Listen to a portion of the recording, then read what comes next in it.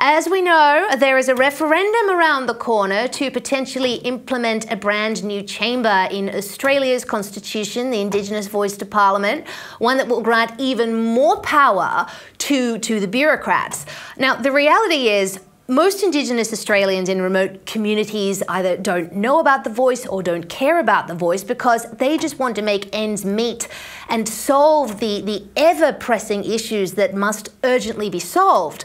George, is support for the Indigenous voice to Parliament derived purely from inner-city white guilt? And also, where does the Yes camp go from here? They're trailing in the polls, they're having terrible trouble, we've still got a couple of months to the referendum.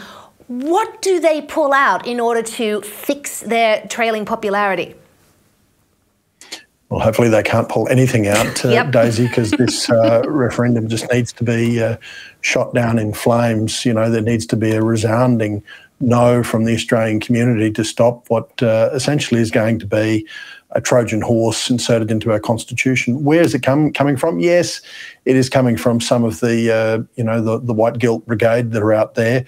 But I think more so when we have a look at the hardcore proponents of the voice, the ones who have been the architects behind it, it is coming from the left. It is coming from actually people who are members of the communist movement in Australia. That's where it is coming from. And I say Trojan horse quite clearly. I mean, there is a reason that there is a lack of detail about the voice.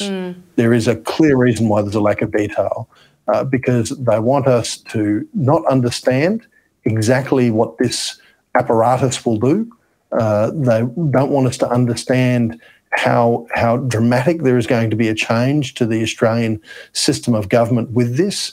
And it will be a communist's picnic, and it'll be a lawyer's picnic as well.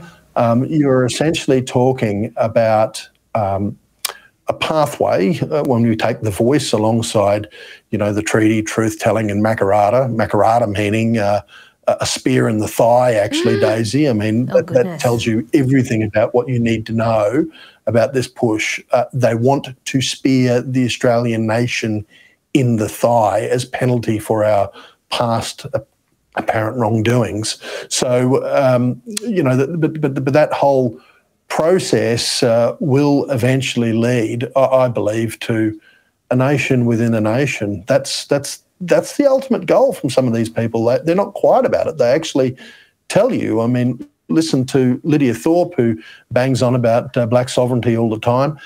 She's just saying the quiet part out loud. And many of the advocates of the voice and the architects of the voice, that they actually believe in the same thing. They believe in an Australia where Aboriginal people have complete and utter separate sovereignty, as in a separate nation within a nation, where they don't abide by the same laws that we abide, where we have to pay them reparations for past wrongs that a lot of us, our forefathers weren't even here to commit them. So, that's where the voice is coming from, and I think it'll be absolutely and utterly detrimental to this country.